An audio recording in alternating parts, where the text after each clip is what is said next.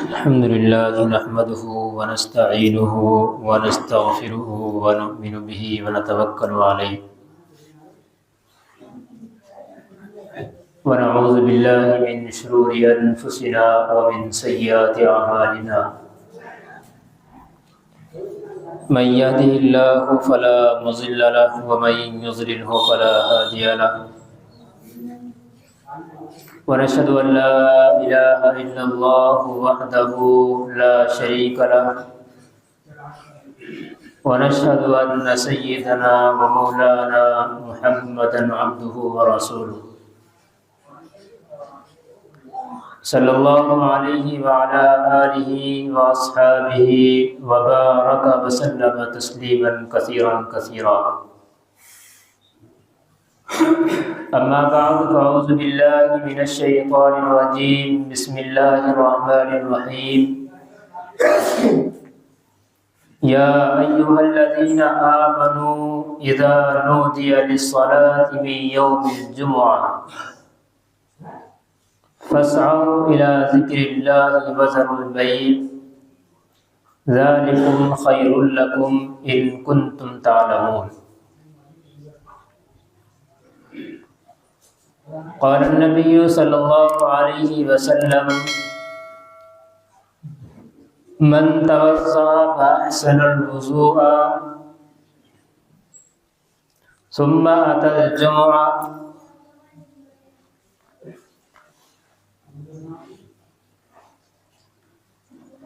إلى آخره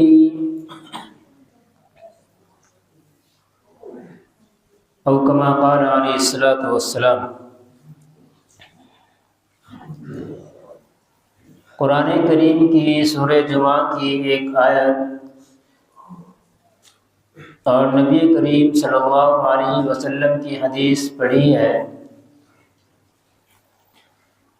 سب سے پہلے اللہ تبارک و تعالیٰ سے دعا ہے کہ اللہ تبارک و تعالیٰ صحیح طرح سے بات کہنے کی، سننے کی، سمجھنے کی اور پھر ہم سب کو اس پر عمل کی توفیق نصیب فرمائے. قرآن کریم کی جو آیت ہے، اولاً تو تمام نمازوں کے اوقات اور نمازوں کو قرآن کریم کے اندر ذکر کیا جا چکا ہے، لیکن اس کے باوجود بھی اللہ تبارک و تعالی نے خاص طور سے جمعہ کو الگ سے ذکر فرمایا ہے.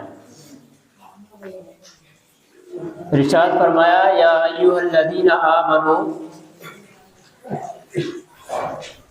اذا نودی للصلاۃ من یوم الجمعہ. اے ایمان والو، جب جمعے کے دن آواز دی جائے، نودی للصلاۃ، اذان دی جائے، فاسعوا الی ذکر اللہ، تو تم لوگ اللہ تبارک و تعالیٰ کے ذکر کی طرف دوڑ جایا کرو. فقہاء کرام نے اور مفسرین کرام نے بہت ساری باتیں یہاں پر نقل کی ہیں کہ انسان کا جو اصل زندگی کا مقصد تھا، بزرگوں نے اس کو ایک آیت کے تحت میں بیان فرمایا ہے. قرآن کریم کی آیت ہے وَمَا خَلَقْتُ الْجِنَّ وَالْإِنسَ إِلَّا لِيَعْبُدُونَ، کہ اللہ نے ارشاد فرمایا کہ میں نے جناتوں کو اور انسانوں کو جو پیدا کیا ہے وہ صرف اس لیے پیدا کیا ہے تاکہ یہ میری عبادت کریں. ہمارے حضرت اس سے ہی بڑھ کر آگے فرماتے ہیں کہ لیعبدون کا مطلب یہاں پر لیعرفون ہے کہ اللہ تبارک و تعالیٰ کی عبادت میں اپنی زندگی کو ایسا لگایا، اپنے اوقات کو ایسا لگایا کہ اللہ تبارک و تعالیٰ کی جو معرفت ہے وہ انسان کو حاصل ہو گئی. اب گویا کہ اس نے دنیا میں آنے کا جو مقصد تھا اللہ تبارک و تعالیٰ کو پہچاننا اس نے اب اس کو پورا کر دیا ہے۔ ایک دوسری آیت ہے ان اللہ اشتری من المؤمنین انفسهم واموالهم بان لهم الجنہ۔ فرماتے ہیں بزرگان دین کہ حقیقت تو یہ ہے کہ اگر اللہ تبارک و تعالی ہم کو سال کے 360 یا 365 دنوں کے اندر اور 24 گھنٹے میں ہمیں اللہ تبارک و تعالی یہ کہہ دیتا کہ بھائی آپ کو ہر وقت میری عبادت کرنی ہے، تو آپ کو اس پر اشکال کرنے کی اور سوال اٹھانے کی گنجائش باقی نہیں رہ سکتی تھی۔ وہ کیوں؟ اللہ نے ارشاد فرمایا ان اللہ اشتری من المؤمنین، کہ ہم نے کہ اللہ تبارک و تعالی نے مومنین کو خرید لیا ہے۔ آپ کو معلوم ہے خرید بغیر بھی غلامی بہت زبردست چل رہی ہے۔ انسان 2 پیسوں کا لالچ دے کر کے، 4 پیسوں کا 4 کوڑی کا لالچ دے کر کے جب اس بندے کو ٹس سے مس ہونے تک نہیں دیتا، تو کیا اللہ تبارک و تعالیٰ کو یہ رائٹ نہیں ہے؟ کیا اللہ تبارک و تعالیٰ کو یہ حق نہیں ہے کہ جس نے تمہارے اندر سانسیں ڈالی ہے اور اتنی بڑی چیز کے عوض میں آپ کو خرید لیا ہے، جس کے بارے میں اللہ تعالیٰ کہہ رہا ہے ان اللہ اشتری من المؤمنین انفسهم واموالهم، صرف جان ہی نہیں، آپ دنیا میں جتنی چیزیں کماتے ہیں تمام کی تمام یہ اللہ تبارک و تعالیٰ کی ہو چکی ہیں اور ہیں۔ کیوں؟ اب اللہ نے ارشاد فرمایا بِأَنَّ لَهُمُ الْجَنَّةَ، کہ ہم ان لوگوں کو اس کے عوض میں جنت عطا کریں گے۔ تو اتنی سستی ہے۔ ہم نے کسی کو مزدور لگایا، 500 روپے 300 روپے 350 روپے تک اس کو دے رہے ہیں، اور صبح سے لے کر شام تک ڈنڈا لیے اس کے پیچھے کھڑے رہتے ہیں کہ بھائی ادھر سے ادھر نہیں جانا، اور دیتے کیا ہیں؟ 500 روپے۔ یہ دوسروں کی بات کر رہا ہوں۔ 350 روپے 400 روپے، زیادہ آگے چلے 800 روپے 1000 روپے، کیا ہے؟ اور جو اللہ تبارک و تعالی انسان کو سانسیں الگ سے دے رہا ہے، جس کے اوپر ساری بقا بچی ہوئی، کھانا پینا بغیر کسی عوض کے ہم تک پہنچ رہا ہے، ورنہ ایسے مفلوج موجود ہیں۔ آپ دنیا کی مثالیں چیک کریں، آپ جا کر کے ذرا ہاسپٹلوں کے اندر، آپ کو معلوم ہو جائے گا کیسے کیسے لوگ موجود ہیں، بالکل صحیح سلامت بیٹھے ہوئے، دیکھنے میں چہرہ مورا ماشاءاللہ بہت زبردست ہے، چہرہ بھی کھل رہا ہے، اور جناب لقمہ اندر اتارنے کی اجازت نہیں۔ ڈاکٹروں نے ایسی پابندی لگا رکھی ہے، حقیقت تو روکنے والا اللہ ہے، حقیقت میں بیماری دینے والا تو اللہ ہے، لیکن ڈاکٹروں کے کہنے پر اس بندے کے حلق کے نیچے اگر ایک بوند پانی بھی اتر گیا نا تو پھر اس کی خیر نہیں۔ تو کیا اللہ تبارک و تعالیٰ کا یہ رائٹ اور یہ حق نہیں ہے کہ وہ ہم کو ساری زندگی یہ کہہ دیتا کہ کھانا میں کھلا رہا ہوں، سانس میں دے رہا ہوں، پانی میں پلا رہا ہوں، دنیا کے مشروبات میں تم تک پہنچا رہا ہوں، تم ہر وقت میری عبادت میں لگے رہو؟ تو بزرگان دین کہتے ہیں آپ کو سوال کرنے کی ذرا بھی گنجائش باقی نہیں تھی آپ کے لیے کہ ہم اللہ تبارک و تعالیٰ سے سوال کر سکتے تھے، لیکن نہیں۔ قربان جائے رب کریم پر کہ اس نے ہمارے حال پر رحم کھاتے ہوئے تمام تر چیزیں ہم کو عطا کرتے ہوئے ارشاد فرمایا فَاسْعَوْا إِلَىٰ ذِكْرِ اللَّهِ وَذَرُوا الْبَيْعَ ذَٰلِكُمْ خَيْرٌ لَكُمْ إِن كُنتُمْ تَعْلَمُونَ فَإِذَا قُضِيَتِ الصَّلَاةُ فَانتَشِرُوا۔ یہ ہوا ہے فَإِذَا قُضِيَتِ الصَّلَاةُ کہ لوگوں جب نماز کو ختم کر چکو، جب نماز پوری کر چکو، تو اب تمہیں چاہیے کہ فَانتَشِرُوا فِي الْأَرْضِ، جاؤ اپنے اپنے کام میں لگ جاؤ۔ جمعہ کے دن کی فضیلت کو حدیث شریف میں بہت زبردست انداز میں نقشہ کھینچا ہے آپ صلی اللہ علیہ وسلم۔ آپ علیہ الصلوۃ والسلام کا حکم ہے کہ جس انسان نے، جو حدیث میں نے ابھی پڑھی ہے، من توضأ فاحسن الوضوء، کہ جس بندے نے وضو کیا، اور وضو بھی کوئی ایسا نہیں ہے بس ادھر سے ادھر تھپڑ سے مارے اور نکل لیے، نہیں، فاحسن الوضوء، اچھے طریقے سے وضو کیا۔ بسا اوقات ہم جو منہ دھوتے ہیں یا وضو کرتے ہیں تو ایک مرتبہ سے بھی کام پورا ہو جایا کرتا ہے، لیکن نہیں، ہم پابند ہیں اس چیز کی ہے کہ بھائی آپ کو چہرہ جو دھونا ہے وہ 3 مرتبہ دھونا ہے۔ یہ باتیں پیچھے بہت آ چکی ہیں تمام وضو کی۔ فاحسن الوضوء، آپ صلی اللہ علیہ وسلم نے ارشاد فرمایا کہ جس نے وضو کیا اور اچھا وضو کیا، ثم اتى الجمعہ، اور پھر وہ جمعہ کی نماز کے لیے آ گئے۔ آگے ارشاد فرماتے ہیں کہ اس بندے نے جو اس کے تقدیر میں تھی، اس کے مقدر میں تھی، اس نے 2-4 رکعت پڑھ لی، 4 سنتیں پڑھ لی، 2 رکعت نفل پڑھ لی، اور پھر کیا ہوتا ہے کہ یہ فاستمعوا وانصتوا، خطبے کی اذان ہو رہی ہے، یہ خاموش بیٹھا ہے، سن رہا ہے، اور آگے ارشاد فرمایا کہ اس نے کسی کو پریشان بھی نہیں کیا، وضو کر کے آیا، 2-4 رکعت پڑھی، نماز پڑھی جتنے اس کے مقدر میں تھی، کسی کو کچھ کہا بھی نہیں، کسی کی گردن نہیں پھلانگی، ادھر ادھر کود کر کے نہیں بھاگا۔ تو آپ صلی اللہ علیہ وسلم نے ارشاد فرمایا غفر له ما بینہ وبین الجمعہ، کہ اللہ نے اس کے ان گناہوں کی مغفرت فرما دی جو پچھلے جمعے سے اس جمعے تک یہ کر کے آیا تھا۔ جو پچھلے جمعے سے اس سے گناہ ہوئے تھے، اب تک پورا ہفتہ گزرا ہے نا، 7 دن کا، شنیچر، اتوار، پھر منگل، بدھ، جمعرات، اور پھر آج جمعہ، ایسے جتنے بھی اس نے گناہ کیے تھے، لیکن یہ ضروری ہے کہ اس نے کسی کو کچھ کہا بھی نہ ہو، کسی کے ساتھ لڑائی جھگڑا اس طرح کا نہ کر رکھا ہو کہ وہ کبیرہ کے اندر آ رہا ہے، تو کہتے ہیں کہ غفر له ما بینہ وبین الجمعہ، کہ اللہ تعالیٰ اس کے ان گناہوں کی مغفرت فرما دیتے ہیں جو اس ہفتے کے درمیان میں ہوئے۔ ایک حدیث میں تو حضرت سلمان فارسی غالباً رضی اللہ تعالیٰ ارشاد فرماتے ہیں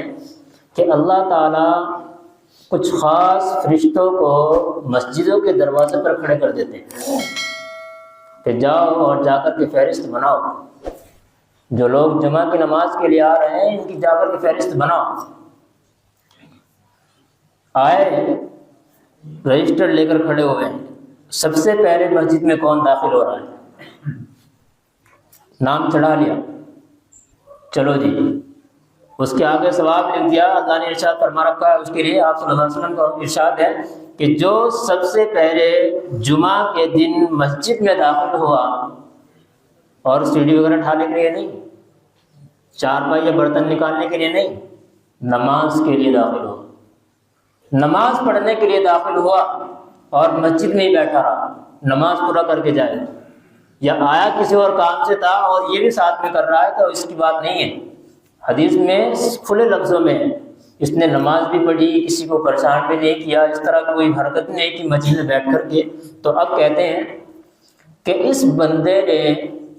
ایسا ثواب حاصل کر لیا ہے جیسا کہ ایک اونٹ قربان کرنے کا ثواب ملتا ہے۔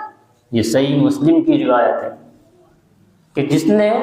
ایک اونٹ قربان کیا اللہ تبارک و تعالیٰ کی راہ میں، اس نے ایسا ثواب حاصل کر لیا۔ اور ہمیں کہ بھائی اذان تو ہو گئی، ابھی آدھا گھنٹہ موجود ہے باقی ہمارے پاس، اس کے بعد دیکھیں گے جب جمعہ کے لیے خطبہ شروع ہو جائے گا، ابھی 5 منٹ ہے، ابھی 10 منٹ ہے، ایسے کر کر کے جب ادھر سے آواز آتی ہے نا کہ ایک کھڑک سی دماغ میں گونجتی ہے کہ اب بیان ختم، اب بس خطبہ شروع ہوگا، اب ہم بھاگ رہے ہیں گھر سے، اتنا یہاں پہنچے پتہ چلا امام صاحب مصلی میں پہنچ چکے ہیں۔ حدیث شریف کے الفاظ تو سنو، فاستمعوا وانصتوا، سنا بھی، سننے کا مطلب یہ ہے کہ اس نے خطبے کو بالکل خاموشی کے ساتھ سنا ہے۔ اچھا، یہاں پر میں ایک بات عرض کرتا چلوں، میں کافی ہفتوں سے اس کے بارے میں سوچتا ہوں، لیکن یہاں پہ پھر خیال دماغ سے نکل جایا کرتی ہے۔ حدیث شریف میں ہے اذا خرج الامام فلا صلاۃ ولا قرآن، کہ جب امام خطبہ جمعہ کے لیے نکل جائے تو اب نہ تو کوئی نماز ہے اور نہ کوئی بات چیت ہے۔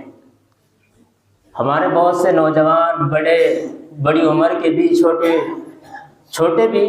تو خیر تھوڑا بہت ایسے ہی ہیں، لیکن نوجوان طبقہ اس میں زیادہ مبتلا ہے۔ تو خصوصاً وہ حضرات یہاں گڑبڑی یہ کرتے ہیں کہ جب ان کو پتہ چلا کہ اب اذان ہو رہی ہے خطبے کی، تو وہ فوراً جلدی سے جھپٹے سے مار کر کے نیت باندھتے اور نماز کے لیے کھڑے ہو جایا کرتے ہیں۔ حدیث شریف نے منع فرمایا اس وقت میں کہ بھائی اب ختم کرو، اب نہیں ہے۔ البتہ یہاں پر ایک صورت ہے کہ آپ نے ٹائم دیکھ کر کے یہاں پر نیت باندھی کہ ابھی تو 2-3 منٹ باقی ہے، میں اتنا نماز پوری کر لوں گا۔ اور ایسا ہوتا ہے عام طور سے کہ لوگ اس چکر میں کہ 2-3 منٹ باقی ہے نیت باندھ لیتے ہیں، پتہ چلا 2-3 منٹ حضرت کی ایک رکعت میں نکل گئی، 2-3 منٹ ختم ہو چکی ہے اور ادھر امام یا یہ اذان پڑھنے والا جو مؤذن ہے خطبے کی جو اذان پڑھتا ہے وہ کھڑا ہو چکا ہے۔ تو اب اگر یہ سنت مؤکدہ کی نیت باندھے ہوئے تھا تو اس کو چاہیے کہ یہ اس کو پوری کر لیں۔ سمجھ رہے ہیں اس مسئلے کو؟ اگر پہلے سے اذان یہ خطبے کی اذان سے پہلے کسی نے نماز کی لیے نیت باندھی ہے اور وہ سنت مؤکدہ ہو اور اس کے درمیان میں ابھی اس نے 2 یا 3 رکعت پڑھی تھی، ادھر خطبے کی اذان شروع ہو گئی ہے، تو اس کو چاہیے کہ اپنی باقی 1 یا 2 رکعت جتنی بھی رہ گئی ہیں ان کو جلدی سے چھوٹی چھوٹی صورت کر کے پوری کر لیں۔ لیکن اگر یہ شخص یہ دیکھ رہا ہے کہ ابھی تو ٹائم باقی ہے، جلدی سے آیا اور اس نے 2 رکعت نفل کیا، 4 رکعت نفل کی نیت مان لی، 4 سنت پہلے پڑھ چکا تھا، بس اس نے فوراً سے نیت مان لی کہ ابھی تو ٹائم ہے، 2-3 رکعت سمجھ کے 2-3 منٹ سمجھ کے 2-4 رکعت کی نیت مان لی، ابھی 1 رکعت بھی نہیں ہوئی تھی، تو اب کہا جائے گا کہ بھائی بیٹھ جائے، بعد میں پورا کرنا ہے اس کو۔ جیسے ہی امام کی یا مؤذن کی اذان کی آواز اس کے کان میں پہنچے گی اور خطبے کی اذان ہو تو اس کے لیے جائز نہیں ہے کہ یہ نماز پڑھے، کیونکہ حدیث شریف میں آیا ہے اذا خرج الامام فلا صلاۃ ولا کلام، یہ اب بالکل بھی نماز نہیں پڑھ سکتا۔ اگر یہ سنت مؤکدہ تھی تو اس کو پوری کر لے گا، ورنہ اس کے لیے اس کی اجازت نہیں ہے کہ اذان ہو رہی ہے اور یہ 2 رکعت یا 4 رکعت کی نیت باندھ رہا ہے۔ یہ میں نے مسئلہ واضح کر دیا، ابھی بھی اس کے بعد بھی دیکھنا بہت سے ایسے ہوں گے۔ ابھی بھی فرمایا کہ جب یہ انسان مسجد میں داخل ہو گیا تو اس کے لیے 1 اونٹ کا ثواب ہے۔ ایسے ہی پورے ہفتے ہم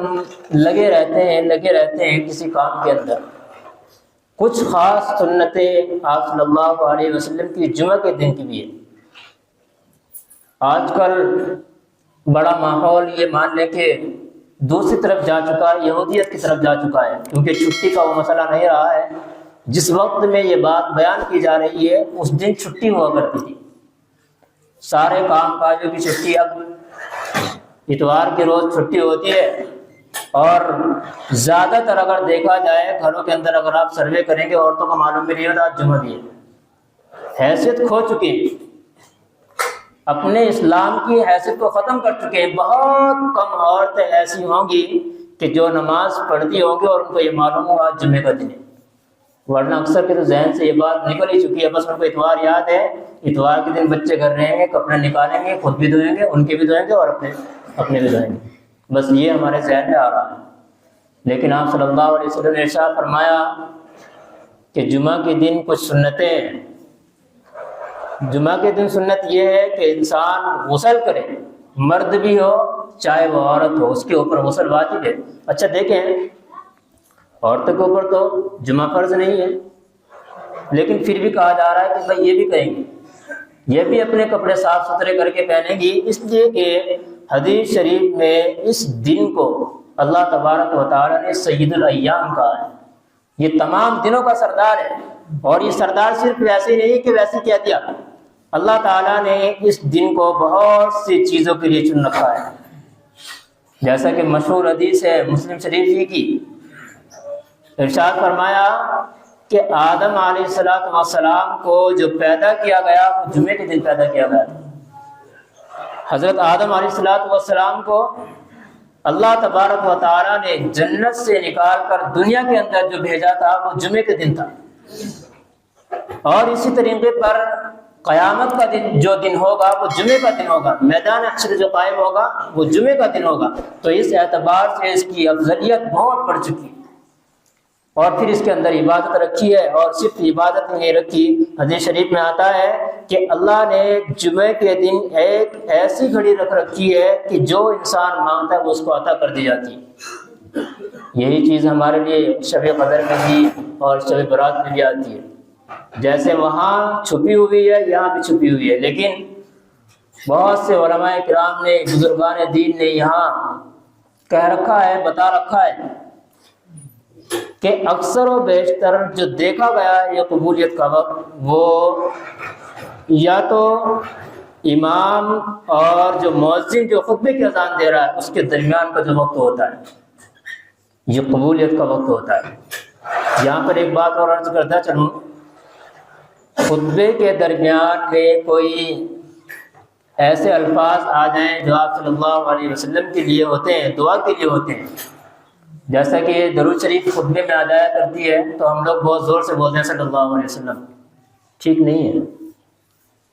کہو گے یار کیسی کیسی باتیں ہو رہی ہے عجیب عجیب سی، آج تک تو سنی نہیں، نئے نئے مولوی نئے نئے مسئلے۔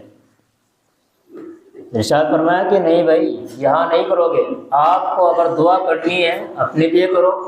دوسروں کے لیے کرو، آپ اپنے دل کے اندر دعا کر سکتے ہیں، دلوں کے حال تو اللہ جانتا ہے، اور دلوں کو سنتا بھی اللہ تبارک و تعالیٰ ہے، انسان اگرچہ نہ سنے۔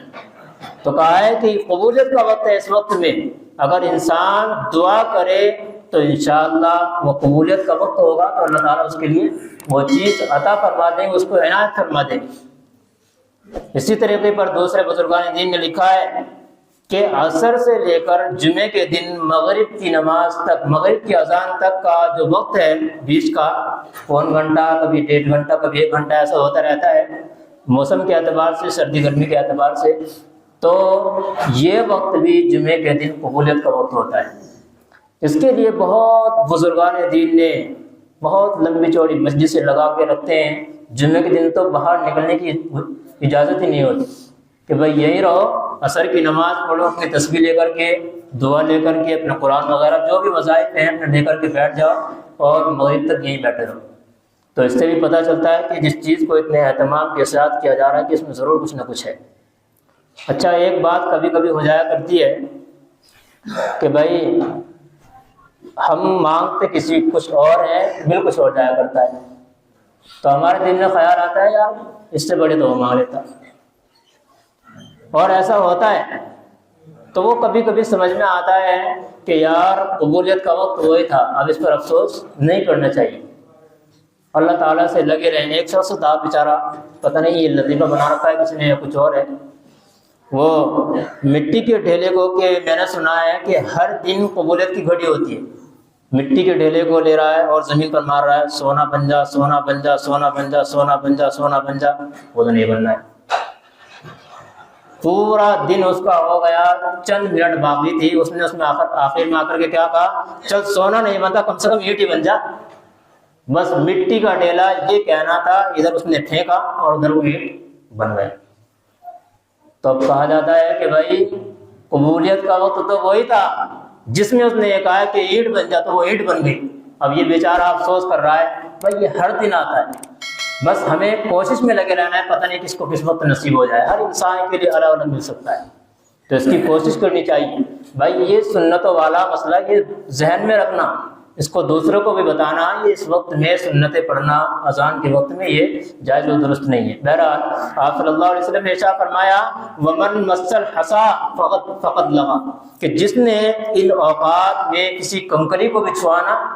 اب اگر خطبہ ہو رہا ہے کوئی کسی کو چپ کرنے کی کوشش کر رہا ہے یا کھیل رہا ہے بیٹھا ہوا، فقد لغا، تو اس نے بہت برا کام کیا ہے، لغو کام کیا ہے اس نے، تو اس پر اس کو گویا کہ اپنے ثواب سے ہاتھ دھونا پڑ رہا ہے، تو یہ ایسی حرکتیں نہ کی جانی چاہیے۔ اللہ تعالیٰ ہمیں سمجھ کے عمل کی توفیق نصیب فرمائے۔ وآخر دعوانا الحمدللہ رب العالمین۔